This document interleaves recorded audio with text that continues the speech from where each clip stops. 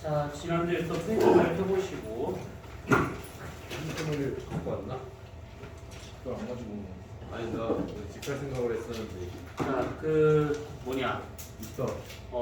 첫 페이지가 될 겁니다. 지난주에 우리가 노트에 따른 비용 분포까지만 얘기했었고, 그 다음에 우리가 97페이지 두 번째죠. 반갑습니다.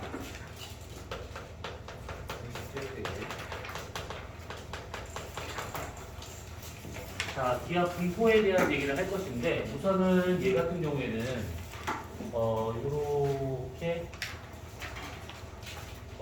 이쪽을 우리가 기압이라고 보고, 그 다음에 이쪽을 높이라고 본다 했었을 때, 높이는 단위가 킬로미터, 그 다음에 기압과 같은 경우에는 단위가 헥토파스칼 되고 있다는 거. 우리 시간에 이 단위에 대한 거는 많이 들어봤을 거니까 따로 얘기할 필요는 없을 것 같고, 높이에 따라서 기압 분포를 본다고 하면 대략 이렇게 나타납니다. 그러니까 여기서 말하는 이 기압이라고 하는 것은 어차피 이 압력이라고 하는 것은 그 질량에 지금 비례하고 있는 것이잖아요. 그렇기 때문에 이런 식의 기압 분포가 생긴다라고 하는 것은 결국 공기량이 이런 식으로 분포하고 있다라고 생각하시면 돼요. 얘 같은 경우에는. 예. 자, 우선은 보시게 되면 지금 제일 밑에 지면 부분에서의 기압이 가장 높은 것인데, 여기가 지금 공기량이 제일 많으니까 여기에 기압이 제일 높은 상태다라고 볼 수 있는 것이고, 위로 올라가서 중력이 작아지기 때문에 공기량이 급격히 줄어들고 있다라고 볼 수가 있는 것이야. 자, 근데 여기서 우리가 좀 생각을 해봐야 할 것은 이런 것들인데, 이 공기의 압력, 기압과 같은 경우에는 사실 우리가 뒤에서 좀 더 자세히 보긴 할 건데, 고기압 쪽에서 저기압 쪽으로 이렇게 밀어내는 힘이 있지. 고기압에서 저기압 쪽으로 밀어내는 힘을 보통 이것을 기압 경도력이라고 말하는데, 여기서 이 기압 경도력이라고 하는 이 힘은 두 지점 사이에서 어떤 기압차라든지 어떤 거리차라든지 이런 거에 의해 가지고 힘의 어떤 불균형이 생겼었을 때 밀어내는 힘, 그것을 기압 경도력이라고 말해요. 얘 같은 경우에는 구하는 공식이 따로 있는데, 기압 경도력을 보통 pH가 쓰게 되는 것들이고, 구할 때는 공기 밀도분의 1 곱하기 두 지점 사이에서의 거리차 또는 높이차 분의 두 지점 사이의 기압차로 구할 수가 있다는 거.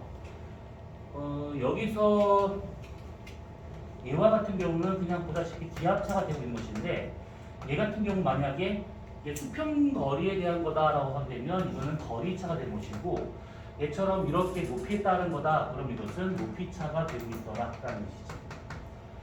그러면 결국은 이 밀어내는 힘이라고 하는 것 자체가 두 지점 사이의 거리나 높이에 대해서는 반비례하고 있는 것이고, 기압 차에 의해서는 비례하고 있더라, 이렇게 볼 수가 있는 겁니다. 자, 우선은 이렇게 하나가 있을 것이고, 그 다음에 이 기압과 같은 경우에는 우리가 좀 생각해봐야 할 것이, 이 그래프상 본다고 하면 우리가 이 힘을 따져볼 수가 있어요. 밑에가 지금 공기량이 많아서 밑에가 고기압이 되고, 위로 올라갈수록 쭉쭉쭉쭉 해가지고 공기량이 줄어들기 때문에 저기압이 되고 있는 것들이지. 그러면 이 상태를 본다고 치면 지면이 이렇게 있는 상태에서 이렇게 질량을 갖고 있는 공기 덩어리 입장에서 친다고 하면 밑에서 위로 계속 올리려고 하는 기압 경도력이 작용될 것이고, 얘 같은 경우가 지금 뜨지 않고 그대로 멈춘다라고 하게 된다는 것은 얘를 잡아 끌려고 하는 중력이 있기 때문에 두 힘이 만약에 같으면 얘가 상하 운동을 하지 못하고 그냥 그대로 멈추는 이런 상태가 될 수 있다라고 했던 것들. 이거 무슨 상태라고 했지 이거?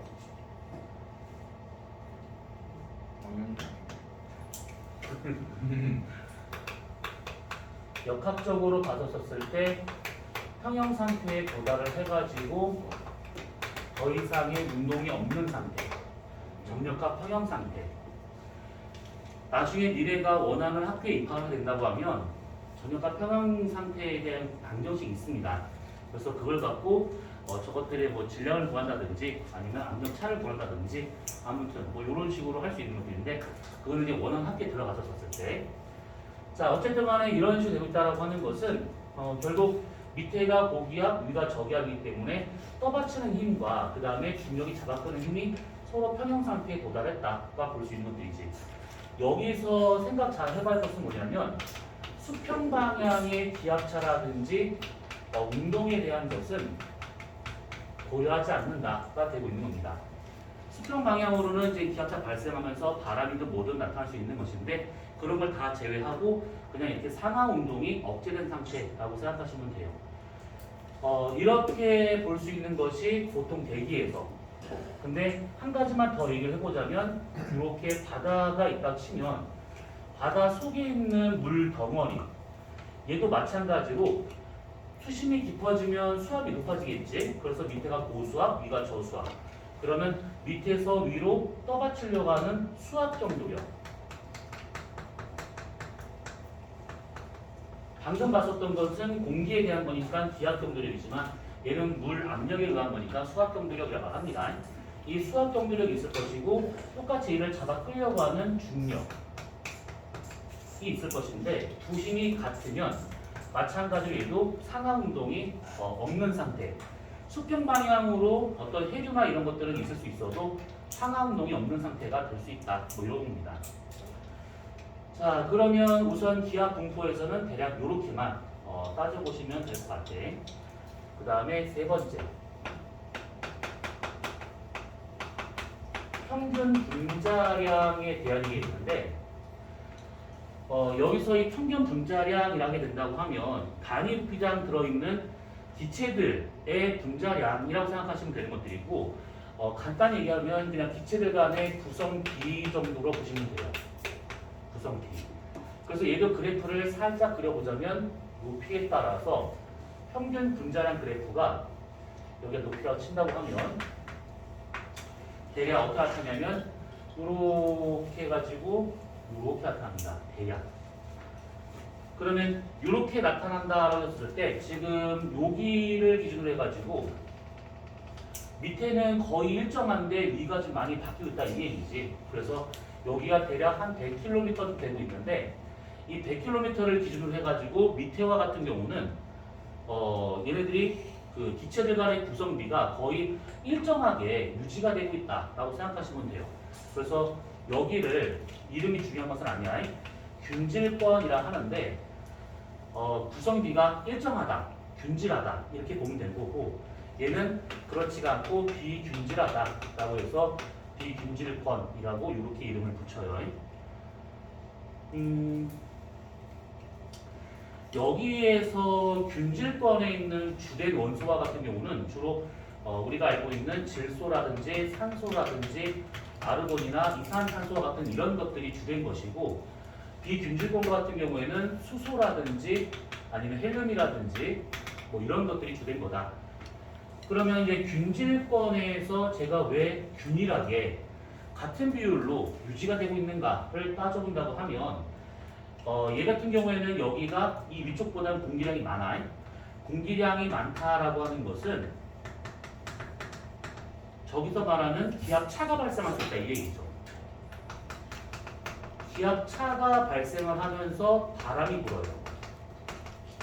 대기가 힘을 받아서 직접 혼합되고 있다라고 볼 수가 있는 것들이지. 그래서 쟤네들의 구성비가 일정하게 유지될 수밖에 없다가 되는 것이고 비균질권과 같은 경우에는 워낙 공기량이 적다 보니까 여기서는 이런 기압차가 발생하지 않고 단순 확산에 의해 가지고 얘네들이 흩어지다 보니까 얘네들보다는 느리게 움직이다 보니까 저 수소와 헬륨의 비율이 일정하지가 않더라 보이게 되고 있는 겁니다. 특히 여기 있는 이 수소와 헬륨과 같은 경우에는 워낙 높이 있는 곳이고 질량이 작은 원소다 보니까 쉽게 지구에서 탈출 가능하고 우주에 있는 수소 헬륨이 들어올 수가 있습니다. 그러다 보니까 더더욱 이 비율이 맞지 않더라가 되고 있는 것들이지. 자, 우선은 이 D권에서 좀 가장 기본적인 내용들은 우선 이렇게 지난주에 썼던 기온 분포, 지금 하고 있는 기압 분포, 평균 분자량 분포는 이렇게만 우선 보면 될 것 같습니다. 자, 거기 67페이지까지는 이런 것들. 자, 그런데 우리는 68페이지 요 놈을 좀 천천히 보도록 합시다.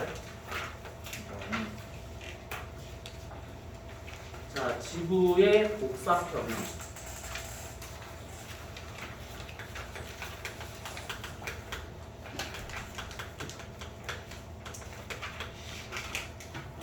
자, 복사평형이라 하게 되면 복사 에너지가 평형 상태에 있다. 그러니까 무슨 말이냐면 태양에서 들어오는 태양 복사 에너지하고 지구에서 나가는 지구 복사 에너지가 같은 값이다. 이게 지금 되고 있는 겁니다. 자, 우선은 태양 복사 에너지가 들어오는데 우리가 예전에 요거 한번 했었습니다. 자, 태양빛이 이렇게 있는 상황에서 우리한테 쑥쑥쑥 들어와 이렇게. 지구가 평면이 아니고 구면이다 보니까 이렇게 지구가 있다 라고 했을 때 지구 적도가 이렇게 있잖아요. 그러면 태양빛을 받는 그 지면과 태양빛의 고도 관계를 따져보게 되면 적도와 같은 경우는 이렇게 들어오기 때문에 지면과 거의 지금 직각으로 만나고 있다라고 볼 수 있는 것이고, 극지방과 같은 경우는 이렇게 들어오다 보니까 거의 땅바닥과 나란하게 들어온다라고 볼 수가 있는 것들이죠. 그래서 이 받아들이는 태양 복사 에너지의 유도별 차이는 클 수밖에 없어요. 구면이다 보니까 적도가 많이 받게 되고 여기는 좀 적게 받게 되는 것이고. 그래서 요 놈을 우리가 그래프로 표시한다면 여기를 우리가 위도라고 생각해보고 0도부터 해서 90도까지 북극이든 남극이든 들어오는 태양 복사 에너지량을 따져본다 치면 어떻게 들어오느냐? 이것이 이렇게 들어옵니다. 위도별 차이가 상당히 커. 위도별 차이가 이렇게 되는 것은 결국 그 지구가 구면이고 구면이다 보니까 태양 고도가 다르고 그래서 이렇게 나타난다는 얘기 되는 것이죠. 그런데 이렇게 된 상태에서 지구가 여기가 워낙 많은 태양 복사 에너지를 받으면 여기는 계속 온도가 올라간다는 얘기고 여기는 온도가 떨어진다는 얘기인데 그렇게 되지는 않지. 왜냐하면 남아도는 에너지를 계속 부족한 지역으로 이렇게 보내줍니다. 그래서 다 흐트러뜨린 다음에 그 다음에 나가다 보니까 나갈 때 지구 복사 에너지의 위도별 차이는 그다지 크지 않더라라는 것이죠. 그래서 대략 이렇게 나타납니다. 태양 복사 에너지는 위도별 차이가 크지만 지구 복사 에너지는 위도별 차이가 적더라. 이렇게. 자, 그랬었을 때 만나는 이 교점의 위도 몇 도?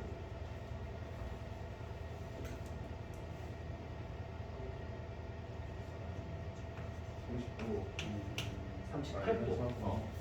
38도 외우기 편하지 우리나라에서는. 그래서 38도 정도가 되고 있더라라는 겁니다. 그래서 여기서부터 여기까지는 빨간색이 파란색 위에 있다 보니까 항상 에너지가 지금 남아돌고 있는 상태가 되는 것이고 이 이상 위도를 넘어가게 되면 나가는 게 훨씬 더 많다 보니까 항상 부족한 상태가 되고 있더라 이 얘기죠. 그래서 이것을 이렇게 넘기려고 하는 여러 가지 일이 벌어지더라라는 겁니다. 자, 우선은 지금 우리가 이 그래프에 대한 것을 조금 좀 이제 자세히 보도록 합시다. 자, 우선 첫 번째는 위도별 편차에 대한 거를 먼저 잠깐 보자면 지구 복사 에너지하고 태양 복사 에너지하고의 위도별 차이를 가졌을 때 확실히 태양 복사 에너지가 지구 복사 에너지보다 더 크게 나타날 수밖에 없다라는 것들. 이게 우선 왜 그러냐라고 했을 때 방금 얘기했습니다. 얘는 지구가 구면이다 보니까 위도별로 태양의 고도가 다르죠.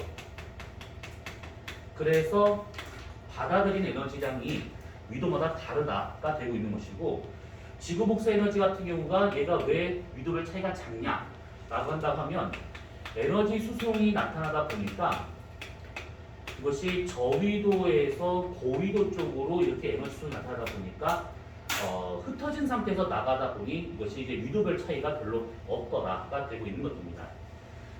자, 우선은 이렇게 하나 볼 수가 있는 것들이고, 그러면 여기서 우리가 두 번째 여기서 말하고 있는 에너지 수송에 대한 것을 보자면 요거는 크게 두 가지로 나눠서 볼 수가 있어요. 두 가지로. 대기에 의해서 수송이 되거나 태양에 의해서 수송이 되거나 그러면 대기하고 해양 중에서 누가 더 많이 에너지를 수송하느냐라고 한다 치면 대기가 훨씬 더 많아요. 훨씬 더. 왜 그러냐면 대기와 같은 경우는 우리가 다음에 할 내용인데 대기 대순환이라든지 예전에 썼던 태풍이라든지 아니면 온대 저기압이라든지 아니면 그 상층 대기에서 나타날 수 있는 현서풍 타동이라고 하는 것이 있는데 이거는 시간이 되면 하고 안 되면 어쩔 수 없는 것이고 뭐 아무튼 많아요.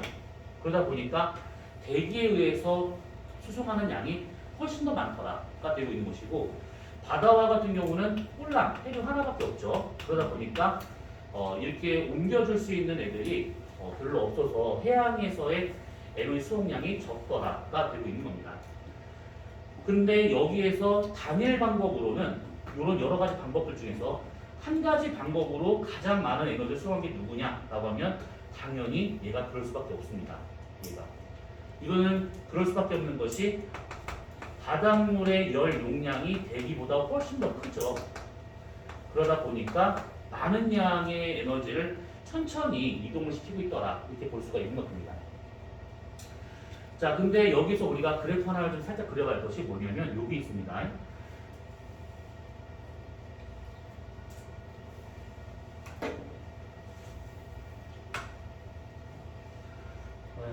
요렇게 대략 이렇게 보자면 자 이쪽이 위도가 돼요. 예. 자 대략 여기가 영도 근처네요. 영도.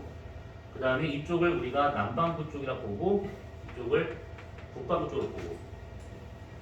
자 에너지 수송과 같은 경우는 이제 어떻게 나타날 수가 있는 거냐면 지금 이 그래프상 보게 되면 이쪽이 항상 남아돌고 있고 이쪽은 항상 부족해. 그렇기 때문에 남아도는 애들이 부족한 지역으로 계속 이것들에 의해서 옮겨지게 되는데 어디에서 최대의 에너지가 이동하고 있는가를 따져보자면 반드시 이 지역을 지나가 줘야 돼요. 38도 부분을.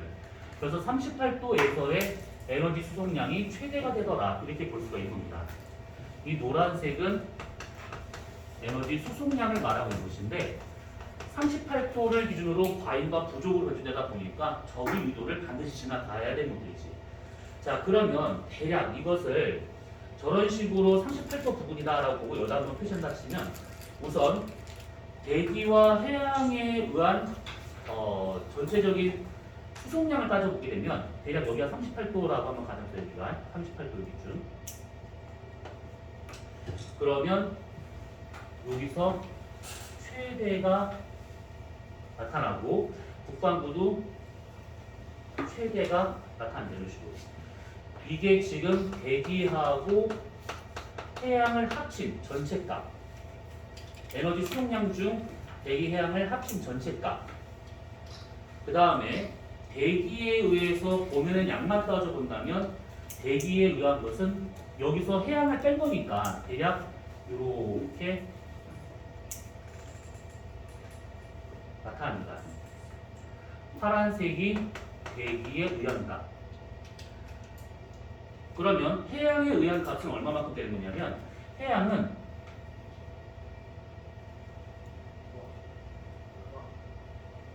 기억합니다. 빨간색은 바다.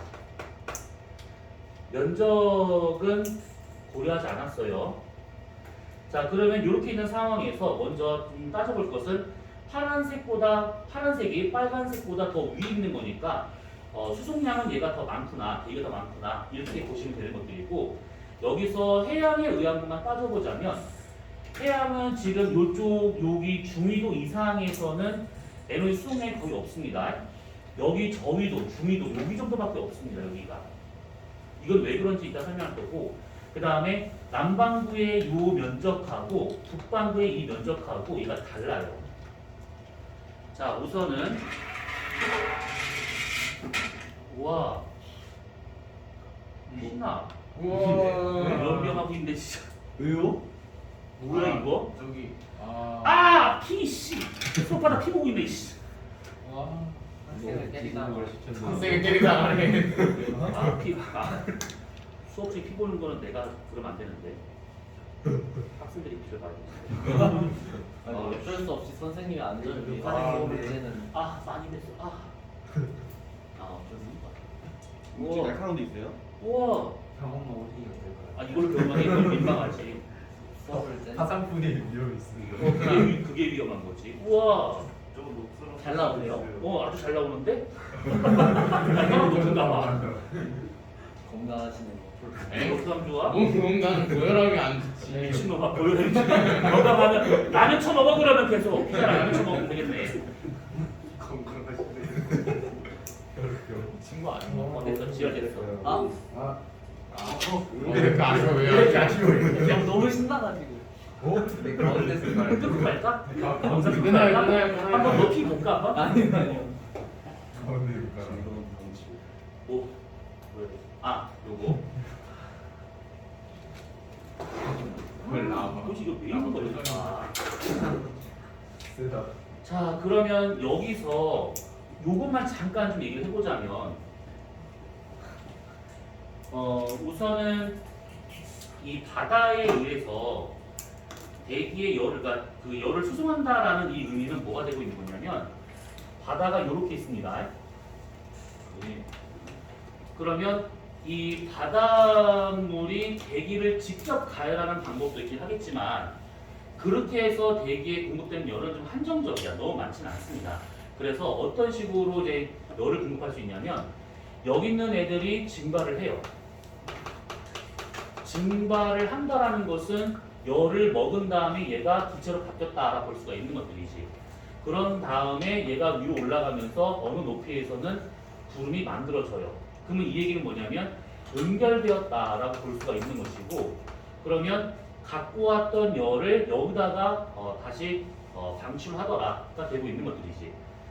그러면 이렇게 대기에 직접 열을 가하는 그것보다는 이런 식으로 물이 증발, 상태 변화를 하면서 간접적으로 대기에 열을 공급하는 게 훨씬 더 많더라라고 볼 수가 있는 겁니다.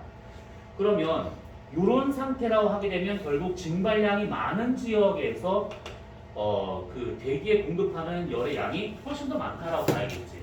그러면 증발이 잘 되기 위해서는 당연히 수온이 올라가야 됩니다. 그렇지? 수온이 많이 높은 곳에서 증발이 잘 나타나다 보니까 확실히 저위도 부분에서 잘 나타난다가 되고 있는 것들이지.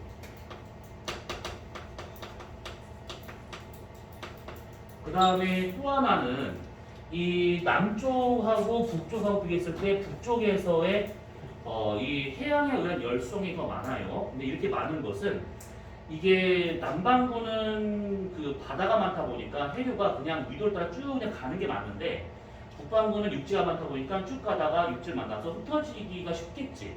그래서 여기서 더 많다라고 하는 것은 결국 수력 분포 때문에 육지가 더 북방에 많다 보니까 위도를 가로질러서 올라갈 수 있는 그런 가능성이 더 크다 보니 이렇게 열송량이 더 많게 나타난다. 이렇게 볼 수가 있는 겁니다.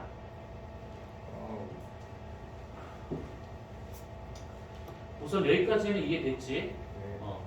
자, 그 다음에 여기서 우리가 한 가지 더 봐야 될 것은 좁으니까 저기다 들어봅시다. 세 번째.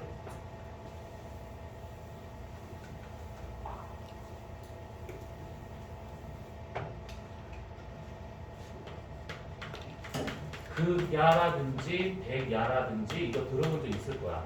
수업 시간에 한번 얼핏 얘기했습니다. 자, 극야라고 하는 것은 극지방에서 생길 수 있는 밤을 말하고 있는 것인데 한두 달 정도 계속 밤이 이어지는 상황이고, 백야와 같은 경우는 밤이 하얗다는 뜻이야. 그러니까 계속 낮이 이어지고 있는 상황이다 라고 보시면 돼요. 밤이 계속 이어지느냐, 낮이 계속 이어지느냐가 되고 있는데, 결론만 얘기해보자면 극야와 백야가 나타나는 이유는 얘는 지구의 자전축이 경사져 있기 때문에 나타나는 현상입니다. 똑바로 서 있으면 이런 일이 안 벌어져요. 자, 무슨 얘기냐면 만약에 태양이 여기 있다 라고 가정을 하고 지구가 이렇게 있습니다. 자, 지구의 가상의 수직선을 딱 그어보고 지구 자전축이 이게 기울었대. 자, 여기가 지금 북반구, 남반구라 치고 이때 이 수직선에 대해서 얘가 이만큼 간 것이 23.5도라고 가정한다 치면 현재 북반구의 계절은 뭘까? 여름이 돼야겠지. 북반구 자전축이 태양쪽으로 기울었으니까 여름이 되고 여기는 겨울이 되고 있습니다. 자, 그러면 예를 들어서 태양빛이 만약에 이렇게 들어와서 여기까지 왔대. 그럼 여기 있는 사람이 지금 지평선에 땅바닥에 지금 태양이 걸려 있는 것처럼 보일 거라고. 자, 이 사람이 얘를 봤다라고 친다고 하면 여기 있는 사람이 지구와 자전을 해서 자전축 이쪽이잖아. 이렇게 돌아요. 그럼 이 사람은 시간이 지나면 자전축의 직각 방향으로 해가지고 일로 갈 겁니다. 이렇게 여기로. 그러면 다시 일로 갔다가 일로 갔다가. 근데 여기서 여기까지는 태양빛을 계속 받는 구역이잖아. 그래서 여기와 같은 경우가 백야가 나타나더라가 되거든요. 계속 태양빛을 받을 수밖에 없다는 것이지. 자, 그러면 여기서 여기까지가 위도상 23.5도래. 그러면 여기 위도야 뻔하지. 북극. 그럼 여기 위도는 얼마일까? 90도에서 23.5도만큼 내려간 위도가 되고 있으니까 66.5도가 되는 것이죠. 여기. 그래서 90도에서 66.5도의 범위에 있는 요 지역이라면 여기는 지금 백야가 나타나고 있다가 되고 있는 것이고, 반대로 여기에 태양빛이 이렇게 들어오는데 지평선에 걸려 있대. 태양이 잘 안 보인대. 그러면 여기 있는 사람한테서는 태양이 좀 잘 안 보이는 상황인데 자연축 이쪽에 있으니까 이렇게 자정을 해야겠죠. 그럼 이 사람은 일로 갑니다. 다시 일로 와. 그럼 어쨌든 간에 태양빛이 들어올 수가 없는 범위야. 그래서 여기서는 극야가 나타날 수 있다는 거. 그러면 여기의 위도가 남극이 되는 것이고 여기 위도는 66.5도 되는 것이지. 그래서 보통 극야와 백야 같은 경우에는 이런 고위도 지역에서 주로 나타나는 현상이다라고 보시면 돼요. 이게 이렇게 되어 있으니까 백야, 극야지만 이것이 이렇게 되어 있다 그러면 극야, 백야 나타나겠지, 반대로. 자, 어쨌든 간에 이렇게 되고 있다라는 거. 그 다음에 또 하나는 뭐냐면 우리가 그 예전에 살짝 한번 얘기했던 것이 뭐였냐면 태양의 고도와 같은 경우는 이렇게 구한다라고 했던 거 기억나시지 이거? 요거를 토대로 해가지고 23.5도를 더하고 빼주면 되는 것인데 더해줄 때가 여름이고 빼줄 때가 겨울이에요. 그러면 우리가 한번 태양의 고도가 90도인 지점을 한번 찾아보자면 계절별로 먼저 그 여름과 같은 경우에는 태양의 고도가 90도가 되는 지점은 90도 빼기 위도 플러스 23.5도. 그러면 세타가 얼마 나오냐면 북이 23.5도가 나옵니다. 여기가 여름철에 태양보다 가장 높은 지점이야. 여기가. 같은 방법으로 겨울에 태양 고도가 90도가 되는 지점을 찾는다면 90도 빼기 세타 마이너스 23.5도가 되고 있기 때문에 이때 세타가 마이너스 23.5도가 나오는데 그 마이너스는 남반구를 의미하고 있으니까 23.5도 남반구. 봄이나 가을과 같은 이런 환절기다. 그러면 90도는 90도 빼기 세타 플러스 0입니다. 그때는 더해줄 때는. 그러면 적도 부분이 태양보다 가장 높구나. 자, 그러면 이 얘기를 왜 했냐면 태양 고도가 가장 높은 지점이 가장 온도가 높은 지점이다 라고 이제 가정한다 치면 여름철에는 여기가 가장 뜨거운 지점이고 겨울철에는 여기가 가장 뜨거운 지점이고 봄, 가을에는 적도가 가장 덥더라 이렇게 볼 수가 있는 것들이야. 자, 그러면 이것을 갖고 우리가 그래프를 좀 그려볼 수 있는데 이 그래프를 살짝 변형할 수가 있어요. 뭐냐면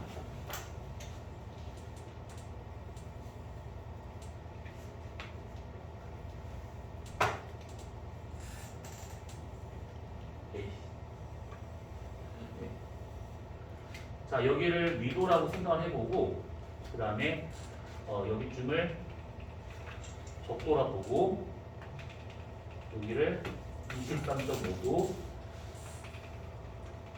66.5도 북극지역.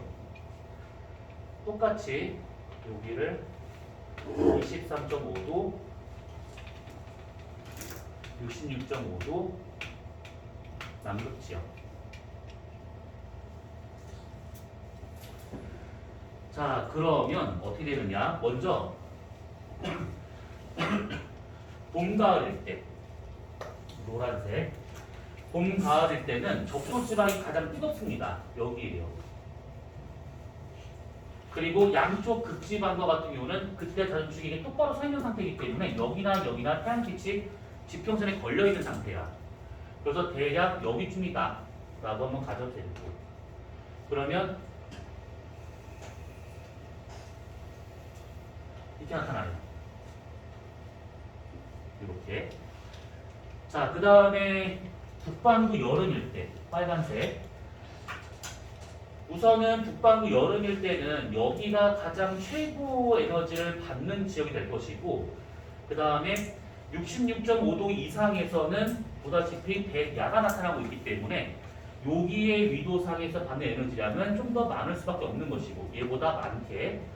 대신에 그때 남반구와 같은 경우는 극야가 나타나기 때문에 여기 66.5도 이상에서는 태양 복수 에너지가 안 들어오더라. 이렇게. 그러면 그래프 어떻게 되느냐? 이렇게 되는 것이지. 이해돼? 뭔 말인지? 극야가 있으면 태양 복수 에너지가 못 들어온다 라고 생각하시면 되고, 백야가 된다고 하면 봄, 가을보다는 더 많은 에너지를 받는다 라고 보시면 돼요. 최고 태양보다 되는 그 지점들은 여기 아니면 여기가 되고 있기 때문에 요거를 이렇게 맞춰서 그려보게 되면 이렇게 나타나더라 합니다.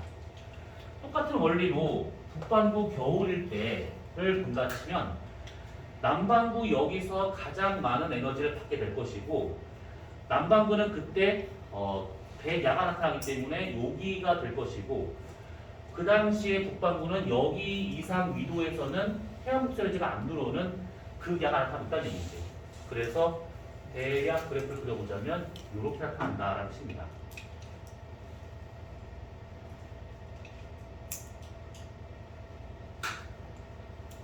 이해됐을까 요거? 자, 그럼 만약에 지구 자전축이 지금보다 더 기울었대. 23.5도인데 더 기울었대. 그러면 여기 있는 요곳이 왼쪽으로 이동할까 오른쪽으로 이동할까? 여기 이 끝지점이 왼쪽 오른쪽. 그러니까 극야나 백야가 나타날 수 있는 위도 범위가 지금보다 더 넓어질까 좁아질까? 넓어져야겠지. 얘가 더 누우면 누울수록 그거를 그 극야나 백야가 나타날 수 있는 그런 위도 범위는 더 넓어질 수밖에 없습니다. 그래서 요거는 이런 그래프는 그냥 요 정도 선만 우선 이해하시면 돼요. 자, 지금 우리가 복사 평행에서 대략적으로 지금 뭐 다른 것도 있긴 하겠지만 다른 건 좀 너무 멀리 갈 수 있는 거니까 요 정도만 우선 생각하시면 돼요. 태양 고도가 어떠냐, 지구 자전축 길이가 어떠냐에 따라서 최고 온도라든지 아니면 극야 백야가 할 수 있는 그런 위도 범위라든지 요 정도 선에서만 봐주시면 돼요. 질문. 에어컨을 튼 거, 히터를 튼 거야. 더 뒤집었네 진짜. 피면 피대로 보고 진짜.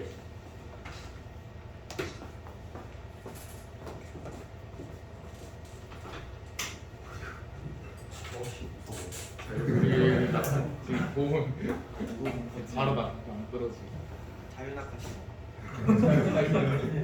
선생님 내가 지금 살고 있는 데가 지금 46층이거든.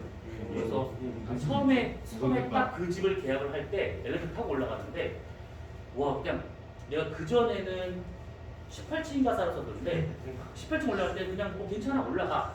그냥 46층이야. 그러면 올라가는데 고속 엘리베이터인데도 되게 무서워. 한참 올라가 막 창문도 없는데 불안불안해.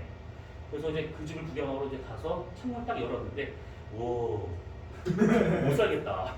발바닥 간질간질거린다. 근데 그냥 마음에 들더라. 어쩔 수가 없어. 고소공포증이야. 뭐 그냥 이겨내면 되는 거야. 저거는 아무것도 없으니까 불안하네. 6층밖에 안 되는데 불안하네. 지금에서 오는 똥 마려울 때 엘리베이터 타면 망하는 거야. 46층이면 똥 마려울 때. 정말 1차원적인 발상이었어. 뭐가 1차원적인 발상이야. 화장실 가고 싶어. 아니에요. 아, 저 개초딩 느낌 저거 진짜. 그래서 영상 끊고 얘기하자 우리.